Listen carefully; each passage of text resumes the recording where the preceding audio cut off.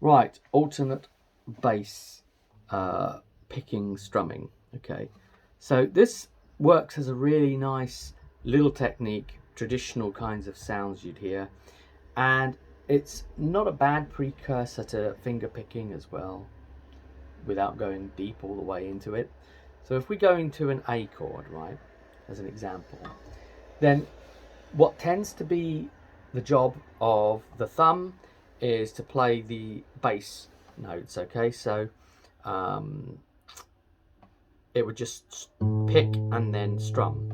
So we'd pick out that A, which, you know, the A string open in an A chord, right? And then we would just strum the rest of the strings down, obviously avoiding the E in this case, right? So you can do it slow if you need to. Do it slowly, and you can get faster as you're ready, okay? Just get faster as you need to. Right, okay. Then the reason it's called alternating is because there's another bass always that gives you this kind of traditional bum, bum, bum, bum, bum, bum, bum, bum. So the other bass here would be the open E string. So you got that bum, bum, bum, bum, bum, bum. Right, so A strum and then E strum. You don't necessarily want to be hitting the A string downwards after hitting the E, because you just then reinforce the A chord that you've just first played. See what I mean? Like, you can do, but I don't tend to like it. So after the E, I'd hit all the bottom stuff after from the D string down.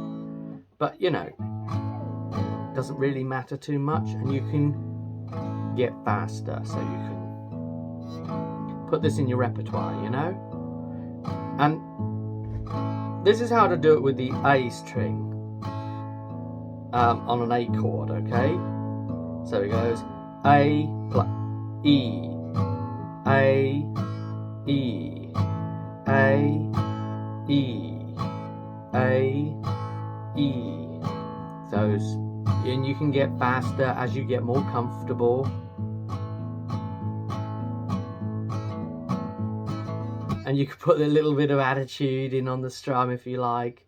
As soon as you feel comfortable with it, you can, you know, as soon as doing this becomes normal, you can start doing little things on there extra. You've got kind of computing processor room for your hand to then try other things, you know, when you get a new normal, a new baseline. Okay, everything's hard at first. That's just it, isn't it? So there you go. And then there's a few other positions to learn the alternating basses from. Be mindful that if you're in an E, it would be the opposite way around. So it would be 6th string, 5th string, 6th string, 5th string. And, you know, the D would be kind of similar. D string, A string. So again, it's not one that's part of the chord usually. So that's its alternate bass position.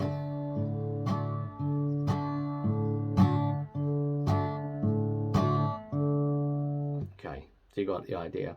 G's a bit of a funny one. So it's the E string, because that's the G note. So we always start with the root note, right? But what do you think it is? Well, based on the lessons here, you'd think it's the A, right? But it's not the A string, because that gives us this. Yeah, I'm muting it a bit as well, annoyingly. So that's not right. So it needs to be the D string. So we skip a string with the case of the G. And it's just really a case of learning those basic positions. So that's how to do it on the G, like that. Go away, work on those, and we'll come back and have a little go at finger picking.